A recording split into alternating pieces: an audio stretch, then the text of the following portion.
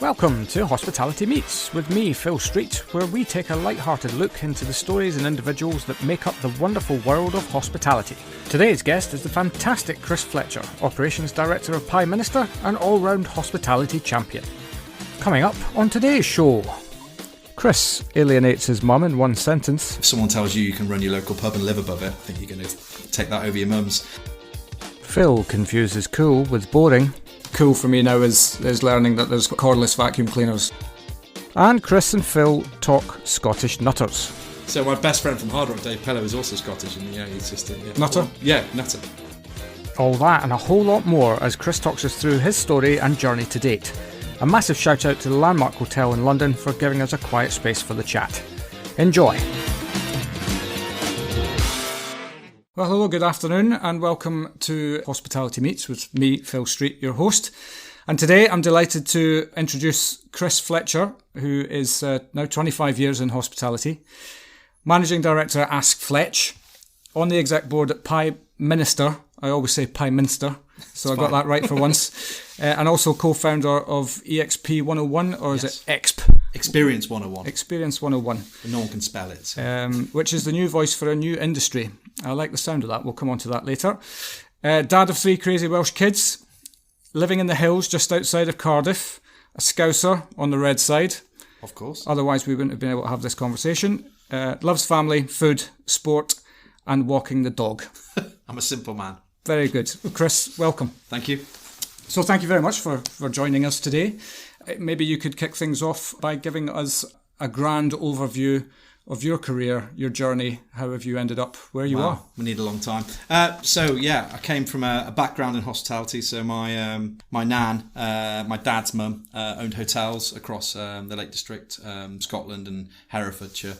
Sound like a very wealthy middle class young man. So I spent a lot of time obviously just hanging out in them when I was a kid, hanging out with chefs, hanging out with the waitresses, hanging out, just basically, they used to allow dogs in, so we'd take the dogs in. We'd had the dogs wandering around in the car park. It was very much the hotels. There's one that actually still, it's called the Pilgrim in Hereford. It's on the main road as you drive through. Most people know it. Yep. But we spent a lot of time there as a kid. So came through school, wasn't that academic, kind of got through every level. GCSEs got through, A-levels got through, university got through, but I was scraping through each time. I wasn't really a biologist by any shot. So I kind of came out of uni not really knowing what I wanted to do. Spent a year at university working at Wimbledon at the championships over the summer, just earning a load of cash. I was there the year the young lady bet us all her tips, and she streaked across centre court. Oh, wow. Yes, that was quite a famous year. It was the year of 96 when we had the football there as well. So we had the European champions, Germany, were there, and obviously it was a big summer for the UK. But yeah, so did that and kind of enjoyed it and thought I found a bit of a calling because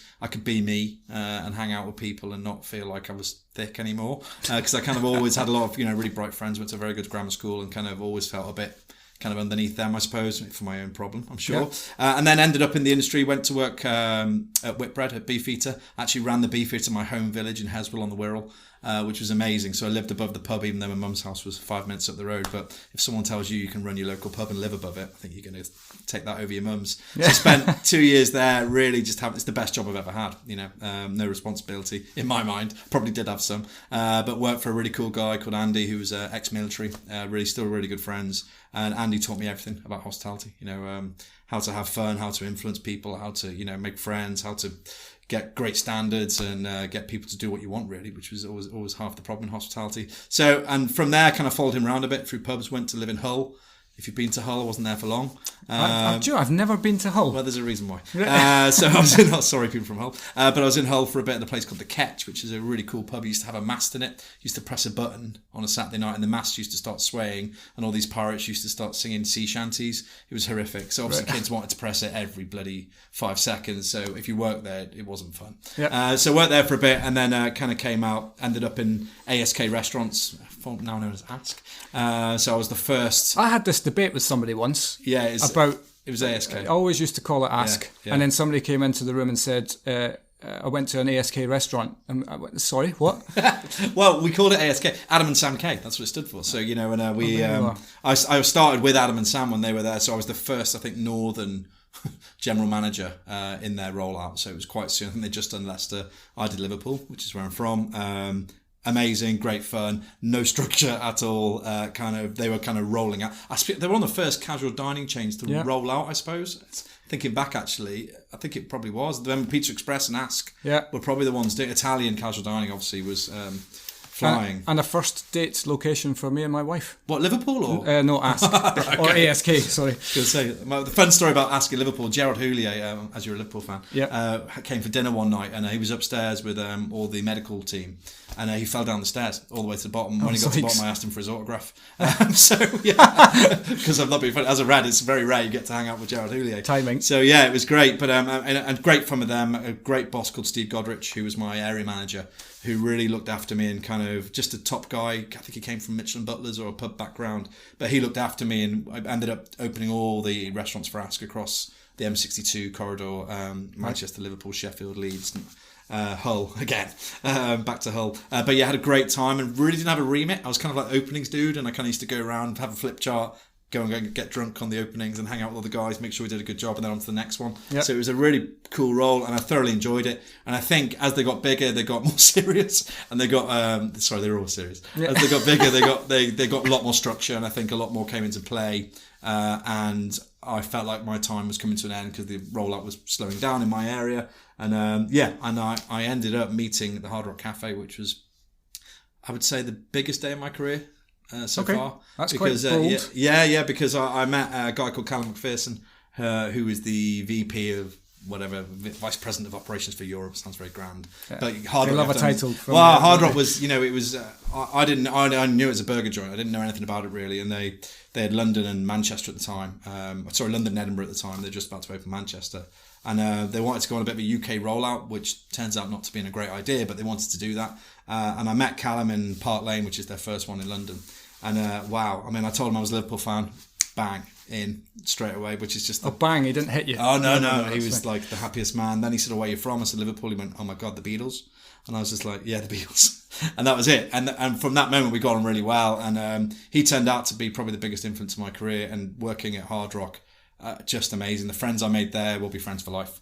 And they have, if you've ever been there, they have mantras. They have love all, serve all, take time to be kind, and all is one. They're their three main things. Right. And I would question you, if you can find anyone who's ever worked for Hard Rock who doesn't trot them out on a daily basis, I'd be amazed if you couldn't, because we just lived it. We absolutely lived it. I ran backstage catering for Live Aid in Hyde Park. Wow. So I served Paul McCartney, Madonna, The Who. Yeah, very cool.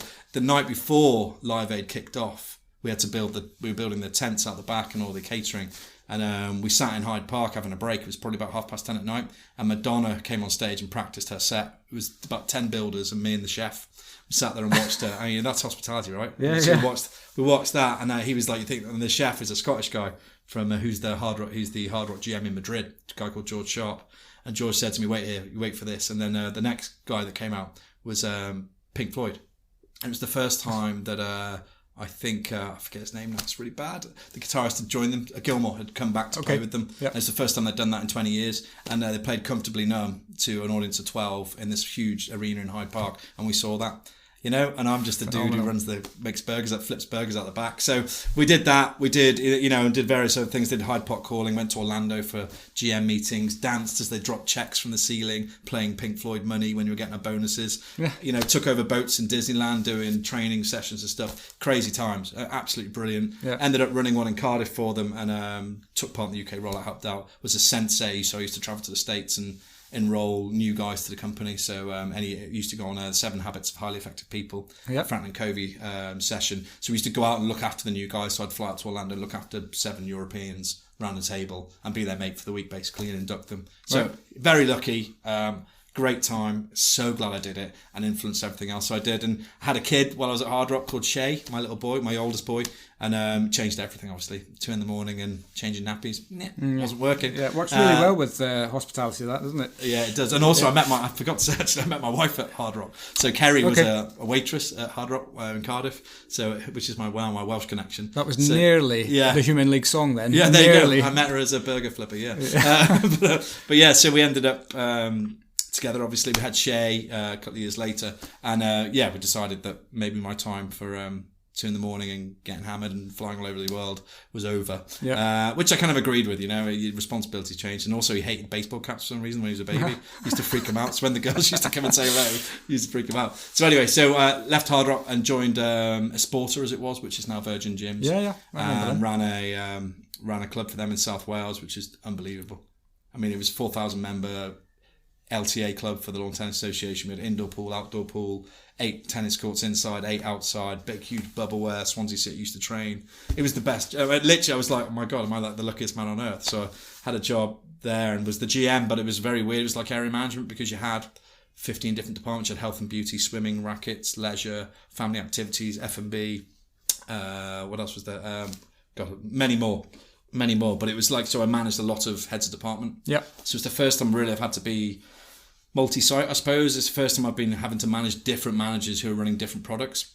And that was a real challenge because you just, it's like, wow, what do I do? All different characters. Like the tennis girl was mental. And then the family activities girls is like the most legal following, she follows everything to the T because she's dealing with other people's kids. So, And then you've got the fitness guys who are all, as you'd imagine, you can't see me doing that. I'm doing muscles. But yeah, they're all interesting. That's the second time today you've made a joke about your appearance. Yeah. So well, clearly you're a man of humility. You can ask a lot of fitness managers. They don't actually use the facilities. I played tennis, I think, quite a lot, but you don't use the gym because the members are constantly on your case about something that's not broken, something that's broken, or the showers aren't working.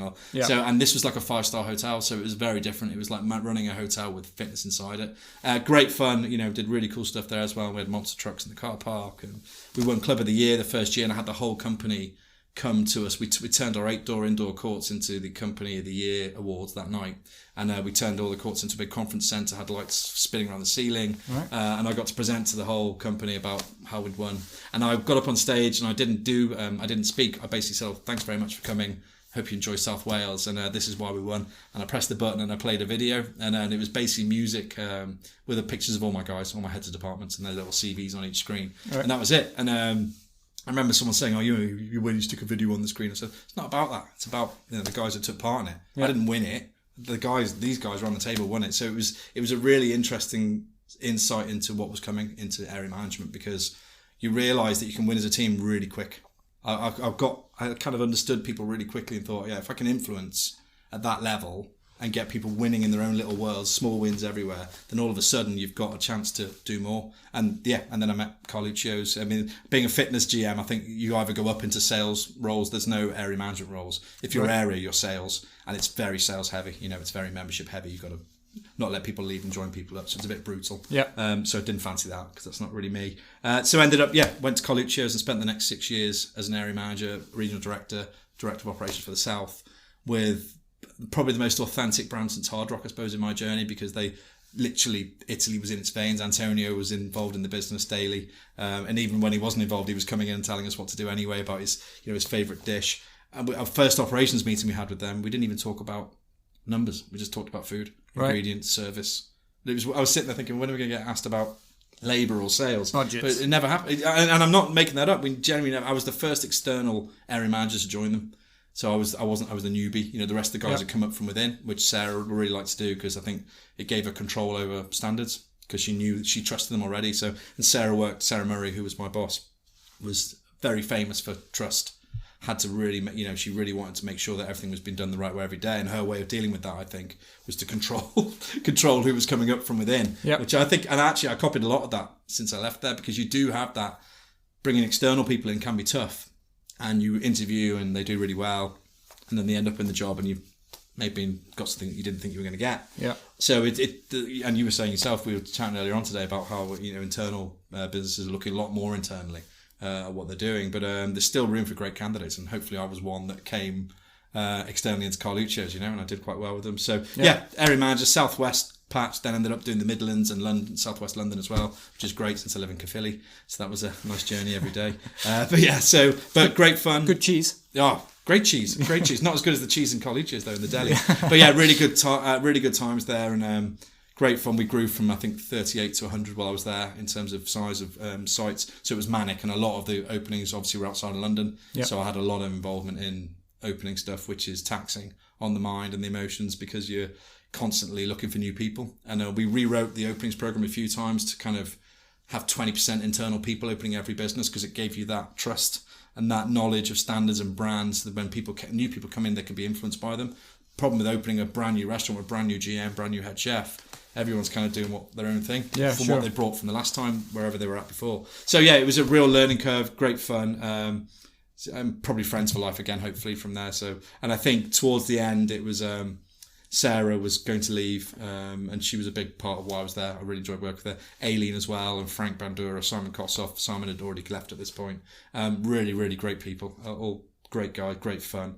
Our head of HR, Aileen Moody, was an absolute nutter, another Scottish person. We're all just the same. Yeah, all the same. Yeah, I think it's a trend. Yeah. So my best friend from Hard Rock, Dave Pello, is also Scottish, and it's just Nutter? Well, yeah, nutter. Yeah. So anyway, it was an interesting time, and I think towards the end, when you lose that authenticity and people are the authenticness of the brand, I thought. Yeah. These guys make everything happen every day, and they shared that amongst us. And because we loved it, we kind of shared it amongst our people, and it worked. And I think the minute you kind of slice a knife through that, it changes. And I'm sure it will go on another cycle. But at that point, it was time to go. So I always wonder about that when a company is scaling so dramatically, is how do you maintain that core message, that the reason why it exists? You in the first dilute place. it basically. Obviously, it's like pouring a tap and putting a load of bridges under it. It's going to dilute into different places.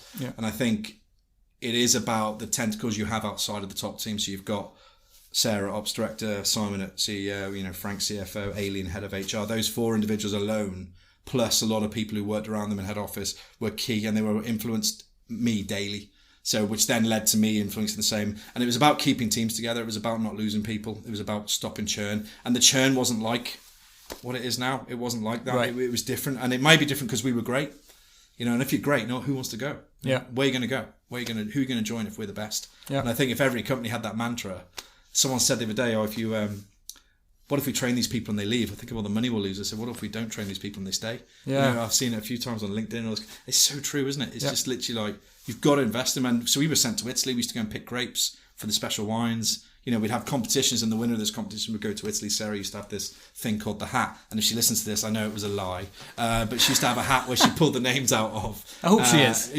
Yeah, she pulled the names out of. And they would go to Italy. And I was in the foot of the Alps looking at 100-year-old Prosecco vines, then going out, getting hosted by these wine growers in their own villages, shutting down the villages for you. Yeah. So they host you in their own restaurant. Just amazing times. But that wasn't just regional directors. This was GMs mostly. Yeah.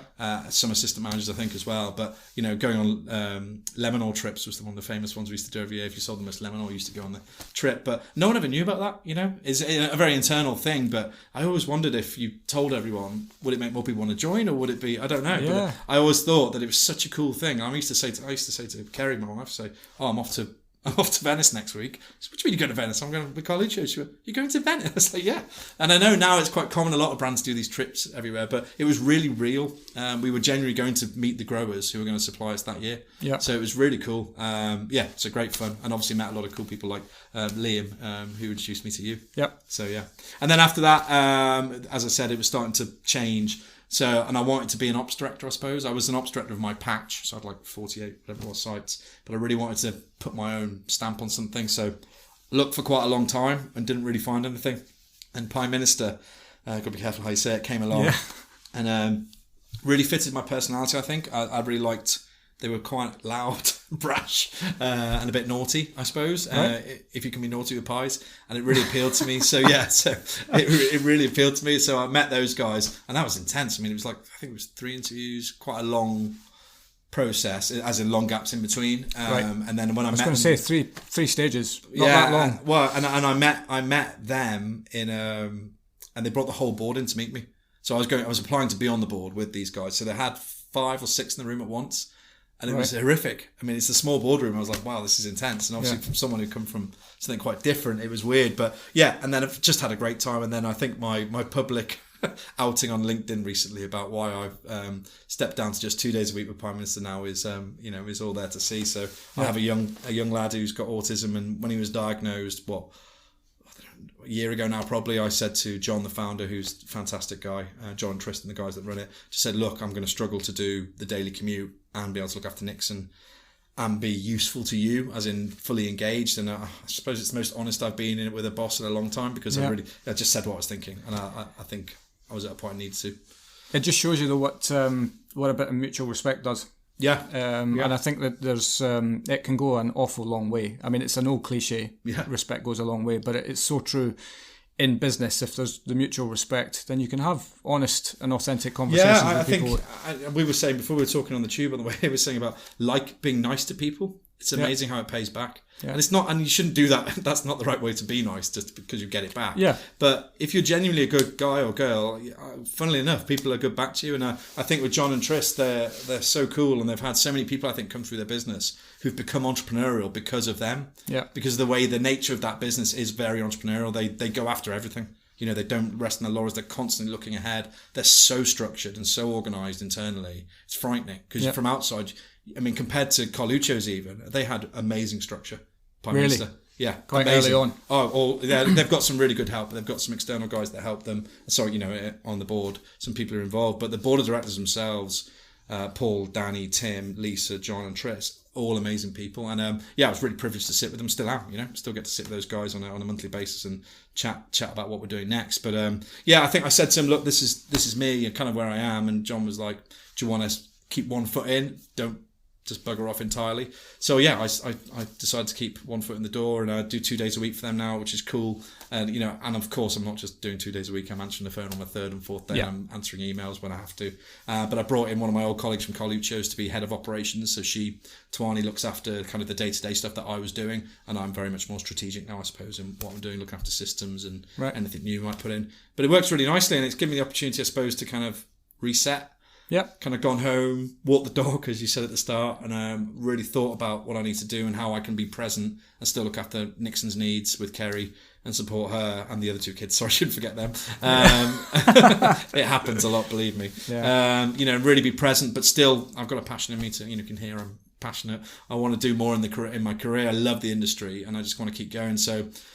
Started as Fletch, which is, everyone calls me Fletch. It's another story, but everyone calls me Fletch. So that's how I'm known in wherever I've worked for. So, which is basically my little way of giving back and being able to give advice to people who need it. I don't go around peddling it particularly, but if people come to me, of course I can help. I'm working, do some little bits for the Welsh Assembly where I support small SMEs, small businesses under 5 employees. I do workshops for them through the Welsh Assembly back in Newport Way. And then, I've been helping other people. Prime Minister sit under that bracket, I suppose, right now, as that's Fletch. And then the other thing I started was Experience 101, which is what we spoke about at the start, which is basically a bit of a finger flick to the industry, bad bits, saying, come on, we've got some really great stories to tell. We've got some problems to solve. We think the new industry is emerging. Yep. It needs a new voice. And I'm not dissing the present media or outlets or whoever look after the industry, but we really want to tell stories that people can engage with about, whether they're having a hard time in work, whether they're suffering with a turnover problem in terms of staffing, whether they're suffering with a sales problem, whether they're suffering with a problem that technology can solve. We can help, and we kind of want to be the conduit between the two, where we tell stories and solve problems. It's our kind of mantra. Yep. And it's been amazing. I mean, it's been really well received. I'm surprised every day. Every time I go into a meeting to talk about experience, myself and Kira, my business partner, we're very passionate about it. So I think people are quite shocked about the way we are in the room, but hopefully that's refreshing as well, because we just hate it. We know what good looks like, and we know how many great people are in the industry, and I don't think they're really represented. We don't want to be a union as such, but just want to be able to give them a place where they can go and listen to a podcast, watch a video, come to an event, have a snooze. Yeah. I've often wondered about this as a business owner myself now, about if I am ever to grow as a company, is what do you give to your people to not make them want to come into work, but actually want to come in and do a good job. And I think that has to be a very, very open conversation. There's no, this is what I think. I can impart my ideas, but I need somebody to come with their ideas. And if somebody wants to work 6 hours a day, but in those 6 hours they're going to be tuned in and switched on, that's worth more than forcing somebody to stay there for 10. That's key now, isn't it? The engagement piece, which I think was ignored for a long time. Maybe because casual dining was so strong. Yeah. And maybe because casual dining was the employer of choice, because everyone was growing, Wagamama, Carluccio's. So you could progress. Everyone was thinking, wow, I've got opportunity, I can go everywhere. But all of a sudden it hit a wall. And I think engagement's dropped. The kids are different now. Their learning is different. They want things now. Yeah. They don't want to. I mean, I was talking to Hard Rock. So Hard Rock opened their new site in Piccadilly Circus this year. Right. The biggest open they've done in the world this year. And I won't tell you how much they spent on it. It's huge. And Debbie, who's the head of HR there, was telling me when they did that, they hired 300 people for it. And she said she's never seen anything like it. No one wants to work nights. No one wants to work weekends. No one wants to fill an application form. No one wants to do an on-the-job shift. You know, and you kind of get a bit of a feel for it. Yeah. She says it was literally like, I want to start now. Where's my kit? Let's go. And she goes, and even the people I really liked, she said, were like that. She goes, so it has changed. It's shifted. And I think the industry is catching up a little bit and understanding. And there is some technology which will help do that, but nothing will beat human engagement. You know what I mean? I couldn't agree more. If you haven't got good people, you're doomed. Yeah, absolutely. I mean, you know, you can. We've just been at an event, right? That's been talking about the very same thing, and you can. It's one thing to put posters up that tell people what your company values are, etc., etc. But if that's not seen through to some kind of human form, then it will just get lost in translation. It's weird, isn't it? And that's why I refer back to Hard Rock being the most important part of my career, because take time to be kind, love all, serve all. You know, the fact that I still remember them, let alone live and breathe them every day, is really clear. And that phrase I used, if I can swear, it's shit, say shit. Yeah. That was told to me by Callum, the guy I spoke about. He just said, look, no one's coming to save you, mate. You can control your own destiny. We'll all love you. We'll all help you. We'll all look after you along the way, but we're not going to make decisions for you. That's why I pay you. You need to make decisions. So I think, and occasionally you lose that when you work in a big organisation. So many people making decisions around you. You're like, oh God, you know what? I'm just going to go with the flow. And you probably can for 5-10 years without getting noticed. It's frightening. Yeah. And for an area manager, for instance, in that position, it's a really weird role because you're on the road a lot and you're in and out of business. You dip in and dip out a lot. You don't really finish stuff. You kind of cover over, stick a plaster on it and move on, stick a plaster on it, hope that plaster doesn't come off before I come back. And you spend a lot of time doing that. And the way to do it obviously isn't that. It's to spend real quality time with the problem areas. Yeah. And then focus on the guys who are doing really well, lift them up, elevate them. Yeah. Tell them there's no one coming to save you. Keep going. You know, run over that hill. So and it's a key. It's a personality trait or it's characteristics that you need to invest in and look after people. But I think there's a lot of money missing from that in the industry. I think there's a lot of money going on other stuff should probably be invested. I'm going to say it in people. Yeah. And so but it's really true. You know, how important are they until they go? So, no, absolutely. And I think the point that you make about that people engagement is going to be the saviour of the industry. I spoke to somebody not that long ago actually who was talking about Generation Z and how I'm loath to do this because I hate marking everybody with the same brush. Yeah. But if you wanted to just use that as an example, just for the purposes of this conversation and to humour me, they crave what's the word? They want to be given that sort of I'm really struggling for words this afternoon. What's going on? Scottish as well. What's wrong with you? Yeah, I know. I need more coffee. Immediate recognition. Yeah. So instant gratification. That's the one. Yeah. Thank you very much. I maybe don't have to edit that. But in actual fact, this is an industry that can give you that on a very, very frequent basis. Yeah. But that then comes to leadership, and you've got to get the right leaders in place. And I think what this industry, and it's been a victim of its own success in some ways, because it's grown so quickly. I'm trying to think of another industry that's grown as quick, and the need for people to deliver it. Literally, delivery is a good example of what Casual Dining did. Yeah. So Deliveroo, Uber, all these guys, what they're doing now is it's on top. I mean, it's literally flying, and out spinning off there are lots of spin-offs who are trying to charge less margin or charge, but I heard someone tell me the other day that one of those big providers, I won't name them, don't have an L&D department, right? Don't have an HR department within, and it's a massive organisation. And I was just like, wow, yeah. So who's teaching those guys how to present in a boardroom? Who's teaching those guys how to communicate with their customers? With me, with an ops director who's done it for 25 years. Who's teaching them to go into a room with me and behave properly, or being able to communicate with me to get what they want, to influence me. So I think it's amazing. I totally agree with you. I think the industry shot up, and with that growth, you can't sustain it, right? It's so hard to support those bits in place, and it's very idealistic of me to say, oh yeah, you should do this, you should do that, but that is where our focus should be now. Yeah. So on rescuing the people in the industry, making sure they stay, making sure they get better and go on to do all the cool things that I've been able to do, And then for the guys that want to enter the industry, really show them what the stories I could tell you. I mean, literally, we need 3 hours, not one. Yeah. So and I think it's great, and I'm not alone in that. Those stories I've got to tell you, I shared them with other people. It wasn't me on my own in a room. I had 10, 50 each time that happened to me, or great things happened. I was sharing it with another guy who's probably sitting in another room, someone like you, telling them the same. Yeah. It's just about getting it out there, and you're right, because the world is different now. We can share those stories, but it just everyone needs to listen as well. So that's true. Keep listening. Yeah. So I think that's a key point for me, is that you made a point earlier on in the conversation about the fact that I think a lot of the time, and I certainly see this in mass media, not so much in trade media, is that the image of the industry is that you come in and you work long hours, you go into shouty kitchens, you're either a waiter or a chef, and it's a stressful and high octane environment to be in. And whilst these businesses do exist, my experience is that that's not the norm. No, it's not the norm. And it's about, and this is, I suppose, why I started the podcast in the first place, was to engage with people who can tell stories of actually what happens and how much fun you can have. This is one of the and I think every one of my stories involves a person, right? I think I've mentioned 3 or 4 bosses already who I worked underneath, and I don't call them bosses because they were friends, right?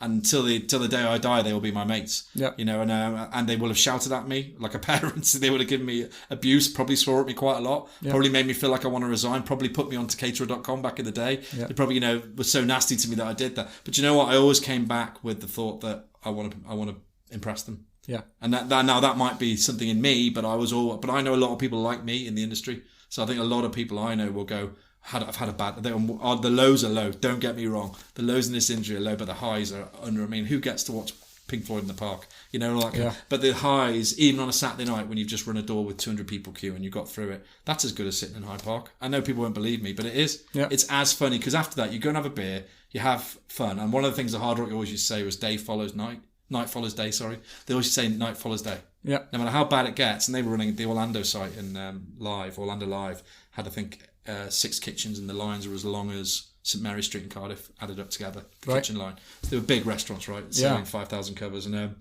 they used to say to you, don't worry, it's going to get dark today.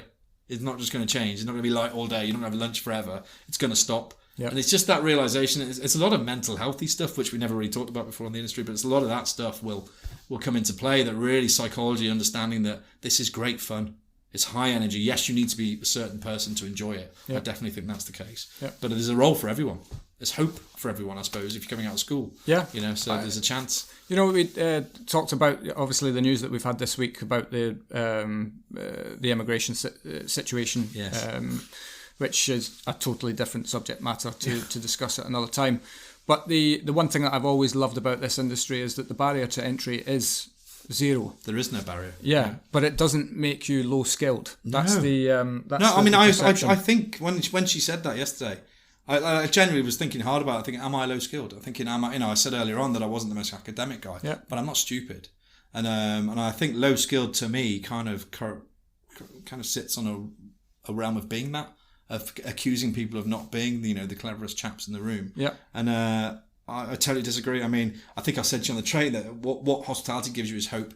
It gives you the chance to go into an industry as a waiter, a barman, a pot wash, whatever you want to be, a maintenance guy, and you could end up a CEO. I'm not. You literally could end up a chief exec, or own your own bar, or own your own restaurant, or own your own recruitment agency. Or it gives you hope. And what they did yesterday was just stamp on hope, and they just basically said, well, for all you guys that haven't got a hope, tough, this is where it needs to be. So I totally disagree with it. It's one of the reasons that we were doing this already with experience, kind of really telling people about the great stories that we've got. And I think there's a lady called Rita Gilligan who's got an MBE, who's the first ever Hard Rock waitress. No, she's brilliant. She's partied with McCartney, Mick Jagger. I mean, she's got amazing stories. We had a talk at our first event in London when we did our first experience event, and she got a standing ovation. I've never ever been to a hospitality event, one we've just been to, and literally just people were crying in the room. Wow. And it's not because she was, if you should get her on here. I'm writing her name down now. But she's from Ireland, and she basically talks about she is the epitome of people who love hospitality. She does it because she loves serving people. She really enjoys people having a good time because she looked after them. She still has a day called Rita Day in Hard Rock. She's 80 years old now. She has a day in Hard Rock where she has Rita Day, where she serves 3 tables. Right. Where she just, and people love it, and she's great fun. Yeah. But she has been through it all. When there were they had no male waiters up until I think the early 80s. It was all female truck stop waitresses. That's what they used to do. Obviously can't do that now. No. But it was there. But yeah, so she was the first one. But if you listen to her talk, if you find her online and have a look at what she talks about, it's unbelievable. It's only simple stuff. I'm really making it out to be bigger than it is. But when you listen to her, it really engages with your hospitality in herself. Yeah. It's amazing. And yeah, and the industry's full of those people, right? Everyone's got a Rita. Every brand has got someone who's been there for 15, 20 years, if they're that old, who's done amazing things. But no one tells anyone. Yeah. It's bizarre. Internally, they're like royalty. Yeah, but externally, you wouldn't have a clue. I think if you can't underplay actually what a skill it is to be able to work with people to make people feel special. Yeah. That's a higher skill.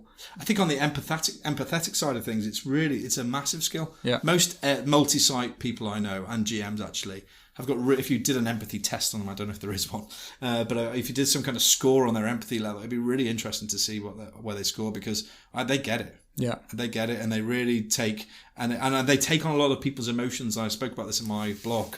And they take on a lot of people's emotions in the industry, their direct reports, and kind of gather them all up to make them feel better. But meanwhile, I've got their own life going on in the background, so they have to suffer with themselves. So, but who else does that? I mean, what other industry is dealing with wives leaving them, deaths, births, whatever's going on, but live in front of your face, on a day where you need that person to be in a certain position. So, and it happens every day in the industry, but they just get on with it.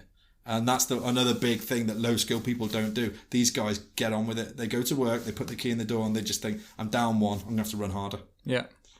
Yeah. An office, if they're down one, doesn't really matter. Yeah. And sorry, I know that people are going to go, you're being belittling them, but it doesn't affect the actual operational pull of the office that day, potentially. But in hospitality, that's a big deal. Yeah. One chef down, okay, you lost 50% of your capacity. Yeah. So all of a sudden you change. So yeah, it's really interesting. There's some really high skills in our industry. Yeah, silly absolutely. Lady. Yeah. So you're a career man of 25 years. Your own words. Started 12.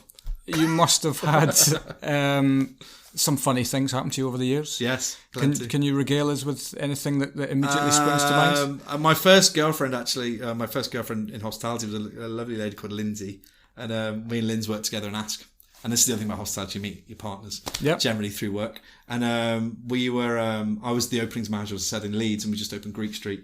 And we were locking up, and I said, right, I'll wait for you outside, we'll get a cab, we were going out for a drink or something. She said, no problem. And she went off to do the last few bits, went into the KP area.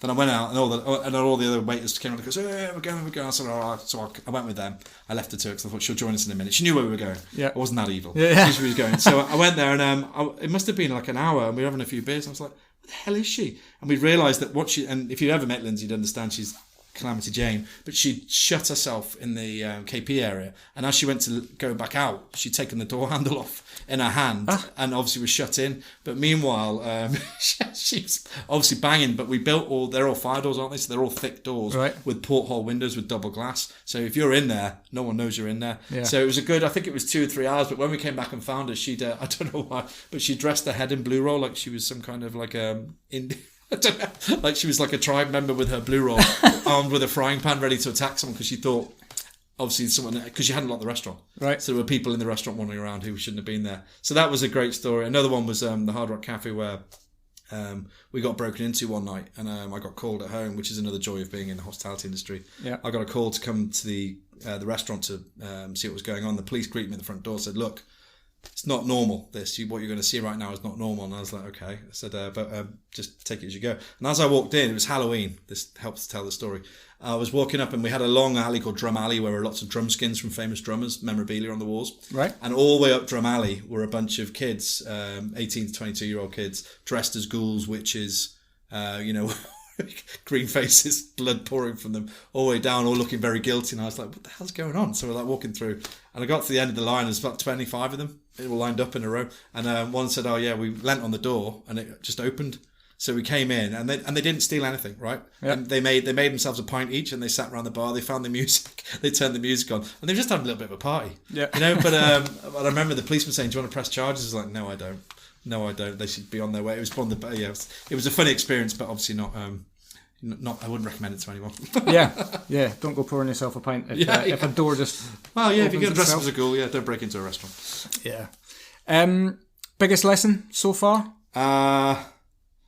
Probably not following my gut enough. I suppose when I was younger. Right. So not really a lot of the time people know the right decision. That's why we have bosses, because bosses go, yes, that's the right thing to do. So you ask them and they say yes. Yeah. So I think what we all need to do more of is just go with it. And there'll be a lot more mistakes made, but there'll be a lot more learning quicker. Yeah. So I would say the biggest thing, especially with people, I always knew the right answer.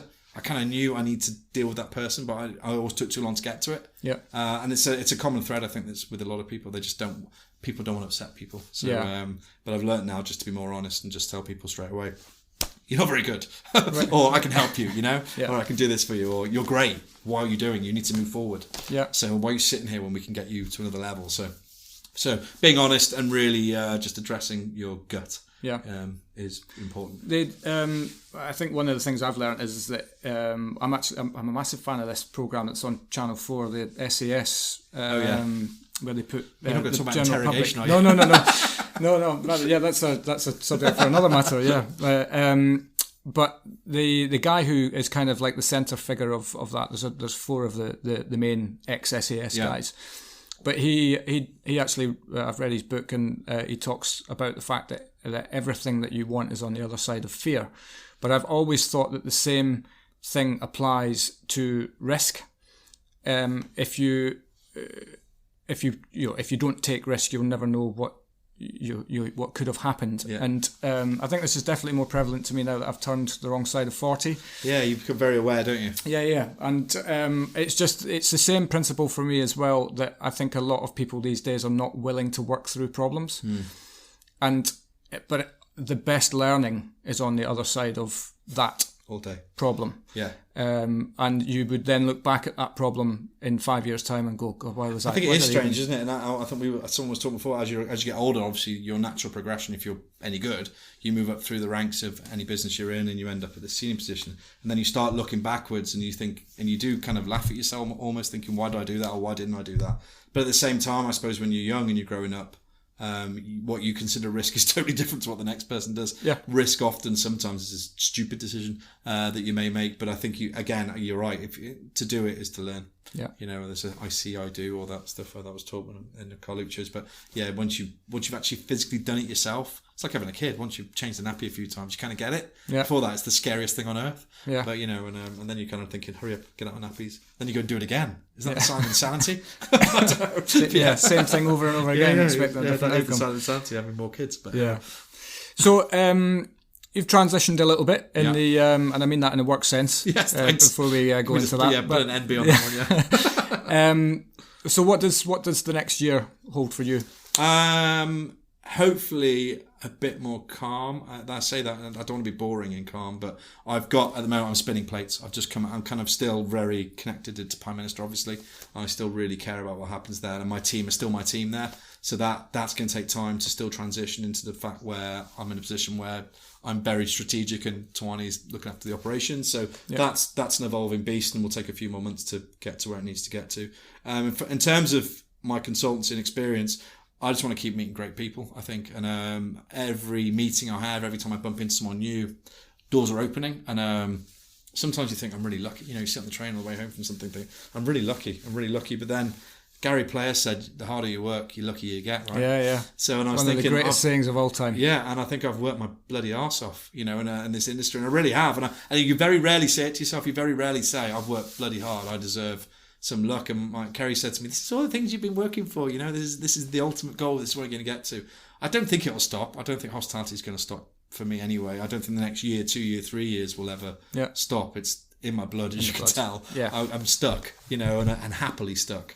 And I think I just want to do a bit more. I'd love to give something back to the industry. That's what experience is about. And without sounding like Bob Geldof, I want to really leave a mark on it and do something cool for the industry. And I mean cool, not good. Yeah, something that the younger guys are going to go, this is all right, we can use this. Yeah. Rather than my lot are all done with me. Well, that's the thing, isn't it? The what we find cool is not necessarily. Yeah, don't worry, I'm taking advice on that from my kids. But yeah, I think leaving it, if I could sum it up, leaving an impact over the next few years, especially with experience, would be great for people to look back and say, I've been to some of those events, they're really cool. Yeah. That'd be great.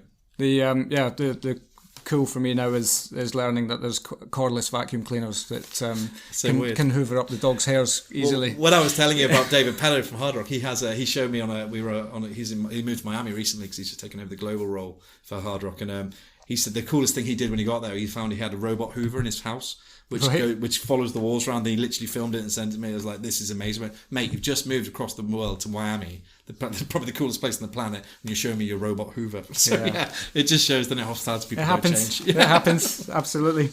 Okay, so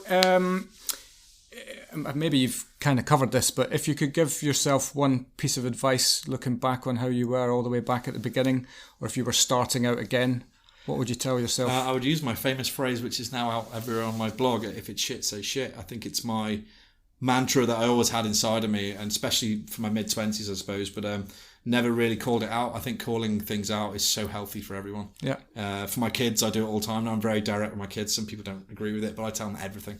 I tell them the truth all the time, and sometimes they don't like it. Tough, but it is what it is. And but that's the world, right? Yeah, and well, it is, and I don't want to fluff it up too much because when we were kids, you could do that because we were protected. But now they can find it in a second on social media or wherever they are. Or their mate down the road has already got Instagram and all the other things is going to tell them what's going on. So I'd rather just be honest. So I think, just calling out everything that I can do, not walking in the street just shouting at people randomly, but really helping, advising people and saying, look, this is how it should be. And I wish when I was younger, I got to where I wanted to get quicker. I suppose there's always that impatience, especially when you pass 40, you think, could I have done more before I got to this point? And yes is the answer, and I think most people would say the same. Yeah, for sure. But again, would I swap it for the world? No, I've had a blast. It's been brilliant. That's a journey, right? It's not over. It's exactly. We're just halfway there. Fat lady is not singing yet. No, absolutely. So what advice would you give to anybody that's listening to this that's contemplating a career in hospitality? What would you say to them? I would say go for it, because there is no other world where, as we said before, where you can escalate yourself quite quickly. In the same way, be prepared, because it's not easy. It's not a quick. I think a lot of guys came in during the casual dining growth where they thought, I can get to GM and area manager really quick, and they wanted that, and some actually achieved that, but then have gone. They've kind of fallen out of the industry. So I think it's really about work hard, go for it, and be prepared to move. I think one of the things I learned in my career, once I met Kerry and we had Shay, I kind of stopped moving around. I kind of based myself in South Wales and not moved for the kids, really, and because it's nice. There's lots of sheep. Yeah. And cheese. And cheese, obviously, as you keep saying. But the big thing for me as a youngster growing up in the industry was moving. I used to move a lot. I had council tax bills in every city in the UK, but I moved a lot because I took opportunity, and I think that's the thing. If you want to grow and want to do well and want to get all these nice things that you want in life, then you can do it, but you're going to have to be flexible. And I think employers are being a lot more flexible, but I think the employee, don't forget your role in this. You have to be flexible too. So if they can grab an opening in Leeds, then go to Manchester, then go to Derby, or go to go over to Spain and do whatever, or join a global Wagamama and go and work somewhere in the States, then do it. God, what you're waiting for? Because you're only going to sit there in 10 years and regret. Everyone's going to hate me, all these employees. I think I'm going to lose all our long-term employees. But I think it's really important they take opportunity as much as they can, because it is this industry. Opportunity is key. Yeah, Chris was directly responsible for a spike in staff turnover in all of our businesses. That's kind of not what I wanted to leave on my mark. No, definitely. The tongue is firmly in cheek. Yes. On that one. Great. So if somebody wanted to reach out and say hello and pick your brains on anything that you're doing, how would they do that? I have a myriad of websites that I'm responsible for, but you can get me on chris@askfletch.com or through the website askfletch.com, which is where I'm at mainly. Then anyone who wants to talk on our stage or tell us a really cool story, then grab us on social on Experience 101, which is kind of the place where all those stories are told. Yeah, no, that's brilliant. Chris Fletcher, thank you very much for your time. Really enjoyed it. Really good to chat. Thanks, babe. See you around. So there we have it. Some great insight into the journey of an operations director. A big thank you to Chris for being such a superb guest. Don't forget, we'll be launching a new episode every Wednesday. But in the meantime, we'd love for you to subscribe to the show and give us a like and a share on any of the usual social channels. See you next time.